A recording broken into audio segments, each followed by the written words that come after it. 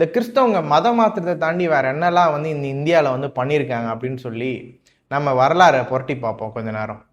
அதில் வந்து பார்த்தீங்கன்னா இந்த கிறிஸ்தவங்க வந்து பார்த்தீங்கன்னா நிறைய சமூக ரீதியான மாற்றங்களையும் கொண்டு வந்திருக்காங்க அப்படின்னு சொல்லி வரலாறு சொல்லுது. அது என்னன்னு சில காரியத்தை நம்ம வந்து இப்போ இந்த வீடியோ நம்ம பார்க்க போகிறோம். முதலாவது பார்த்தீங்கன்னா உடன்கட்டை ஏறுதல். அதாவது கணவன் இறந்தா மனைவியும் போய் அவங்க கூட மறிக்கணும் அப்படின்னு சொல்ற ஒரு ஒரு கொடூரமான ஒரு ஒரு பழக்க வழக்கம் இந்தியாவில் அப்போ இருந்துட்டு இருந்திருக்கு 18th செஞ்சுரியில்.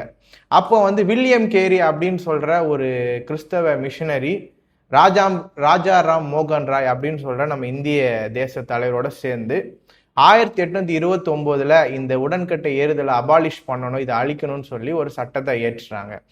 அடுத்தபடியா பாத்தீங்கன்னா இன்னொரு காரியத்தை அந்த கிறிஸ்தவம் பண்ணியிருக்காங்க. தேவதாசி அப்படின்ற இந்த முறைமை வந்து இந்தியாவில் இருக்க நிறைய ஸ்தலங்கள்ல இது வந்து ஃபாலோ பண்ணிட்டு இருந்திருக்காங்க.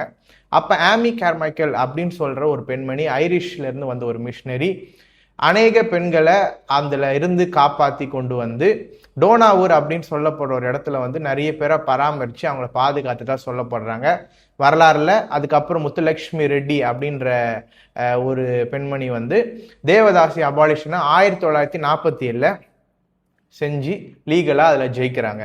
அடுத்தபடியா அந்த கிறிஸ்தவங்க என்ன பண்றாங்க?